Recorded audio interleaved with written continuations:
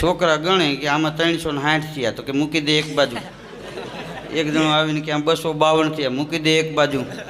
એ બધાય કે ગણી ગણીને વૈયા દે. પછી હું એકલો મને કે ખાવે કેટલું એમ. પછી આ વચ્ચે હુકમ કરી 60 મણ, તો એ મને કે ગ્યાડમાં મોકલા ડોડા. હા, હજી મને કે આ ઓસરી ભરી લ્યો, 10 તમે લેતા જાઓ. હા, મારા આવો કારહો કર. પણ મકાઈનો ડોડો ફોલીને કોક દીક જોઈજો. હા, ઈશ્વરની આપવાની જે રીત છે.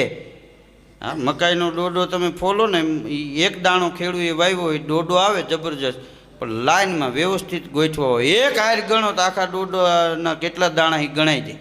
હા, અને માથે પાછું 2-3 તો પેકિંગ માર્યું.